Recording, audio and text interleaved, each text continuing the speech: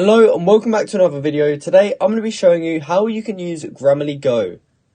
Now, if you didn't know what Grammarly Go is an on-demand generative AI tool that provides the ability to quickly compose, rewrite, ideate and reply, and accounts for personal voice, offering relevant and personalised suggestions that respect user agency and authority.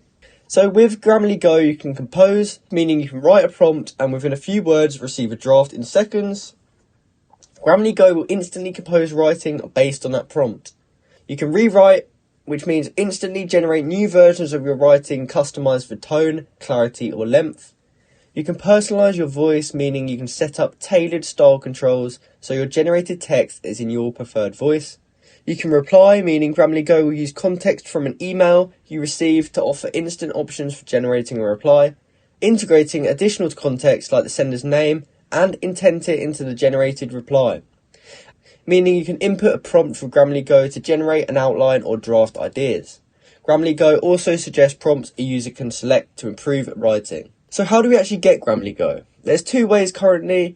There is the Grammarly web browser extension, which I currently have installed, or you can also download it on Windows. Now here you can see the pros and cons of each. As you can see, Grammarly will work for these on the web version, however it will not work for the Windows download, and also the same with all these apps here such as Telegram, Notion, Discord.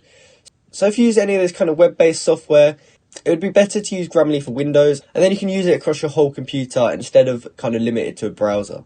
So pick whichever one you want and you can just download it. You can come on this website here to actually find the download links. I've got the Chrome extension downloaded now, so I'm just going to show you a bit about how it actually works. So here's a little demo document that it gives you when you sign up, and I'm going to give you an example of how it works now. So we can just highlight this text here, which says a bit about Grammarly Premium, and we can click this to improve it. So as you can see on the left, this is quite basic. Grammarly Premium can give you helpful feedback in your writing. Passive voice can be fixed by Grammarly and it can handle classical word choice mistakes. It can also help with inconsistencies such as switching between email and email or the USA and USA. And it has changed it to, if you need feedback for your writing, Grammarly Premium can be very helpful. It can fix passive voice and classical word choice mistakes, as well as inconsistencies like switching between email and email or USA and USA. We might not be happy with how it improved it, so it gives us a few different prompts on what we can do here. Now, we don't have to choose any of these. We can select more and it gives us a whole ton of different options. So if we want it sounding a bit more professional, for example, we can select this and it will give it a more professional feel. If you require constructive criticism for your written work, utilising Grammarly Premium can prove to be a valuable asset. This sounds a lot better already. However, we might not like how long it has become, so we can choose to shorten it, and it will start working on a shorter version of that. Grammarly Premium is a helpful tool for improving your written work by fixing passive voice, word choice errors and inconsistencies. So that makes it a bit shorter, however it still gets the main points across. So yeah, it's very useful. Now what's also cool about this, you could actually highlight the entire page if you want.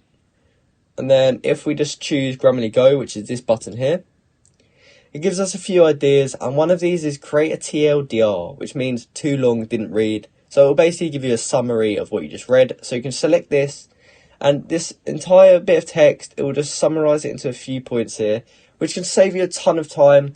If at your work you have to read a lot of documents, you can simply use this tool and get a quick summary without having to read it. And you can know that it's going to give you accurate results and it's not going to be some inaccurate stuff.